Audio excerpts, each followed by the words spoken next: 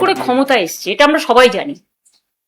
SIR লুট করেছে, vote লুট করেছে, কাউন্টিং লুট করেছে, সেন্ট্রাল ফোর্সকে দিয়ে কাউন্টিং সেন্টার দখল করেছে, হাইজ্যাকিং করেছে কাউন্টিং সেন্টার।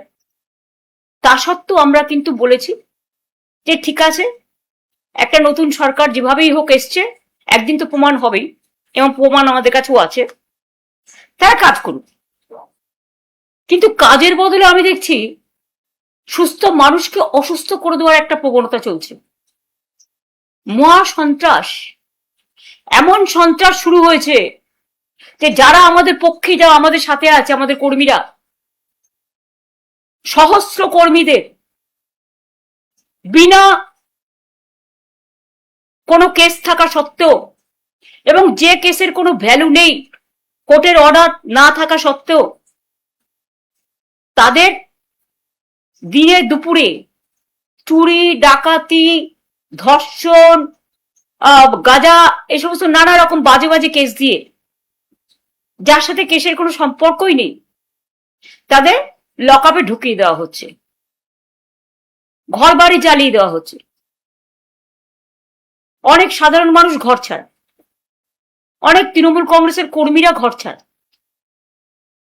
এবং সবচেয়ে দুঃখের ব্যাপার হচ্ছে, যারা তৃণমূল কংগ্রেসের সিম্বলে জিতে, আমার সই করার সিম্বলে জিতে, তারা আজ বলছেন 2023-এর পরে নাকি এই পার্টির কোনো অস্তিত্ব নেই, আমাদের 2027-এর অক্টোবরে আবার ইলেকশন করার কথা, এখন নয়। কারণ এটা 22 সালের সিদ্ধান্ত, ওয়ার্কিং আমাদের প্লেনারি সেশনে কনস্টিটিউশন সংশোধন করে কনস্টিটিউশনে এটা বলা আছে, পার্টির কনস্টিটিউশনে। এবং যদি 2023-এই পার্টির রেকগনিশন শেষ হয়ে যায়, তাহলে 2026-এ আপনারা ইলেকশনে দাঁড়ালেন কি করে? সিম্বলটা তো আমি দিয়েছিলাম, অল ইন্ডিয়া তৃণমূল কংগ্রেসের চেয়ারম্যান হিসেবে জোড়াফুল সিম্বলটা, এবং পার্টির নামটা তো আমি দিয়েছিলাম, সই করেছিলাম। আপনাদের নামগুলো আমার অফিস থেকে গেছে সই করা অবস্থায়, এবি ফর্ম জমা হয়েছে, ইলেকশন কমিশন অ্যাকসেপ্ট করেছে, তবেই না দলের প্রার্থী হয়েছেন। আর আজকে জিতে গিয়ে, যেহেতু বিজেপি নানান ছলে বলে কৌশলে কঠোরতায় নির্বাচন কমিশনকে সাথে নিয়ে ভোট লুট করে, নাম কেটে, নানা রকম অছিলায় সেন্ট্রাল ফোর্সকে দিয়ে একটা ভোট লুট করেছে, 2 মাসও ধৈর্য ধরতে পারলেন না, 2 মাসও ধৈর্য ধরতে পারলেন না, এত তাড়াতাড়ি দলের সাথে বেইমানি করে চলে গেলেন। আর বেইমানি করারও তো একটা সীমা থাকা উচিত। পার্টির সাথে বেইমানি না করে, যে পার্টিটা আপনাদের কাছে জন্মদাত্রী মা, আপনারা তো সরাসরি বিজেপি করছেন। এখন বিজেপি করবেন আর তৃণমূল বলবেন, এটা তো হতে পারে না, কারণ তৃণমূল কংগ্রেসের আদর্শ বিজেপি বিরোধী। মনে রাখবেন, আমাদের একটা আদর্শ আছে, আমাদের একটা নীতি আছে। আপনারা যারা বেইমানরা, গদ্দাররা, বিজেপির কাঁধে কাঁধ মিলিয়ে তাদের কথা মতো চলছেন, বিজেপি স্পন্সর যারা, তারা আমি বলবো, যদি সাহস থাকে, বুকের পাটা থাকে, যান গিয়ে বিজেপিতে গিয়ে জয়েন করুন, আমাদের কোনো আপত্তি নেই। তবুও বুঝবো আপনারা বিজেপিতে চলে গেছেন। বিজেপিতে থেকে দল ভাঙার চক্রান্ত, ভাবেন কি যে আমি মরে গেছি? ভাবেন কি আমাদের কর্মীরা মরে গেছে? ভাবেন কি অল ইন্ডিয়া তৃণমূল কংগ্রেস মরে গেছে? মনে রাখবেন, আপনার পক্ষে আছে বলে সরকার, আপনি তাকে দিয়ে নির্বাচন কমিশনের কাছে কমপ্লেন করিয়ে আপনি সিম্বল কেড়ে নিতে পারেন। যদিও আমরা জানি সিম্বল আপনার পক্ষে যাবে না, কিন্তু ধরে নিলাম যদি ভ্যানিশ কুমার বাবু আমাদের পার্টিকে ফিনিশ করার জন্য ইলেকশনটাও করেছেন, যদি সিম্বল দিয়েও দেয়, তাতে কি যায় আসে? সিম্বল সেটাই হয় যেটা সাধারণ মানুষ গ্রহণ করে, তৃণমূল কংগ্রেসরা গ্রহণ করে। আমি এই সিম্বল দিয়ে 1 মাস 22 দিনের মাথায় আমি কিন্তু লড়াইটা করেছিলাম, তখন আমি সিম্বলটাও কাউকে চেনাতে পারিনি। আর এখন দরকার আমি গলায় সিম্বলটা ঝুলিয়ে মানুষের কাছে যখন বেরোবো, আপনারা কি আমার কণ্ঠরোধ করতে পারবেন? অত সস্তা নয়। হ্যাঁ, কণ্ঠরোধ করতে গেলে আপনাদের আমাকে প্রাণে মেরে ফেলতে হবে, তার তো চেষ্টা কম করেননি। কাকে মারেননি? মহুয়াকে অ্যাটাক করেছেন, অভিষেককে অ্যাটাক করেছেন, কল্যাণকে অ্যাটাক করেছেন, আমার বাড়িতে হামলা করেছেন, আমাদের অনেকে যারা আমাদের সহকর্মী তারা লক আপে পড়ে আছে, মাটিতে শুয়ে আছে, কাউকে কোমরে দড়ি বেঁধে, কাউকে পায়ে শেকল বেঁধে, কাউকে মাথা নাড়া করে, কারো মাথায় কপিল ঢেলে আমাদের কি বলে সমস্ত নানা রকম কিছু ঢালছেন, গায়ে নানা রকম কিছু ছুটছেন, বলতেও লজ্জা লাগে। বাচ্চারা মিড ডে স্কুলে ডিম পায় না, আর আপনারা হাট্টিমা টিম করে বেড়াচ্ছেন। এটা বাংলার কালচার কোনোদিন ছিল না। আমরাও ক্ষমতায় 15 বছর ছিলাম, আমি কখনো পুলিশকে দিয়ে এই কাজটা করাইনি। বিজেপির নিজস্ব সংগঠন নেই বলে I am sorry to say, এটাই আসল সত্য যেটা আমি জেনেছি। আইসিদের দিয়ে ব্লক প্রেসিডেন্টের কাজ করাচ্ছেন, এসপিদের দিয়ে জেলা প্রেসিডেন্টের কাজ করছেন, এটা তাদের কাজ নয়।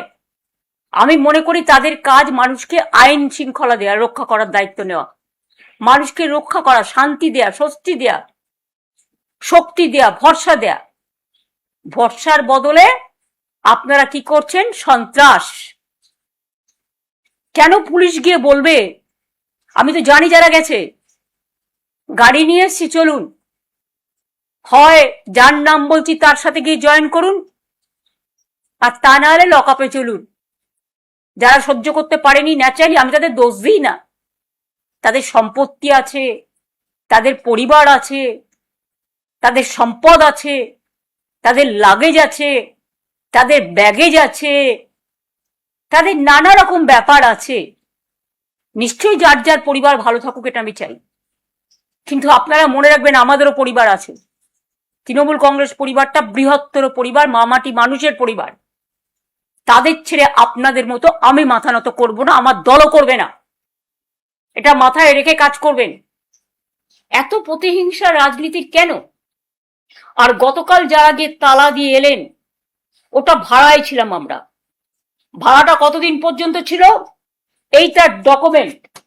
এটা হচ্ছে 2027 সালের অক্টোবর পর্যন্ত অফিসটা আমাদের নেওয়া ছিল। কেউ গিয়ে বলছেন আমার নামে আমি সই করেছি। ব্যক্তিগতভাবে উনি সই করেননি, সইটা করেছেন পার্টি অথরাইজ করেছে বলে।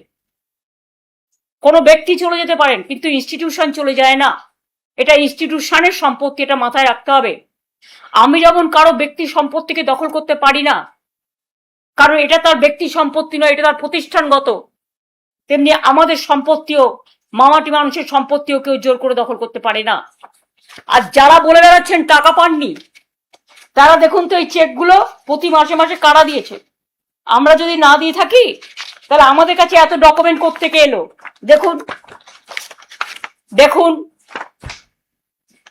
দেখুন, মেনটেনেন্স করি আমরা, প্রতি মাসে 1 লাখ টাকা করে ভাড়া দিয়ে আমরা চেকে, ইলেকট্রিসিটি বিল দিয়ে আমরা, কর্পোরেশনের যা যা লাগে দিই আমরা। আর আপনারা গিয়ে সেন্ট্রাল ফোর্সকে নিয়ে গিয়ে তালা দিয়ে দিচ্ছেন। একটা বাড়ি তালা দিতে পারবেন, কিন্তু মনে রাখবেন হৃদয়কে কখনো তালা দেওয়া যায় না, মানুষের হৃদয়কে। কাজেই প্রস্তুত থাকুন আগামী দিন। ইন্ডিভিজুয়াল কারো বিরুদ্ধে আমার কোনো রাগ, আমার কোনো ক্ষোভ নেই। আমাদের পুরনো বিল্ডিংটা তৈরি হচ্ছিল বলেই, ভেঙে ভেঙে পড়ছিল বলেই আমরা একটা বিল্ডিং ভাড়া নিয়েছিলাম, রীতিমতো চেকে ভাড়া দিই। আর কত ডকুমেন্ট দেখতে চান? আমি আপনাদের পরপর একটার পর একটা সব দেখিয়ে যাব, সেটা ব্যাপার নয়। আপনারা কি বললেন? ভাড়া পান না। কেউ আবার বললেন আই এম অথরাইজড। অথরাইজ ছিলেন তখন, এখন নয়। এখন আপনি দল বদলু, অন্য জায়গায় গেছেন। আপনারা ভালো থাকুন, আপনাদের পরিবার ভালো থাকুন, আপনাদের সম্পত্তি ভালো থাকুন। যে অ্যারেস্ট হয়েছে সে ছাড়া পাক। আমি জানি ফেস টাইম আমরা করি লাইভ, মানুষকে লাইভ দেখাবার জন্য। আর আপনারা যে ফেস টাইম লাইভ করছেন সেটা হচ্ছে আপনাদের নিজেদের বাঁচানোর জন্য। তাহলে যারা আজকে লড়াই করছে, জীবন দিচ্ছে, আজকে প্রায় 14-15 জন সুইসাইড করেছে, মারা গেছে, সুইসাইড এবং মারা গেছে, তাদেরটা কি হবে?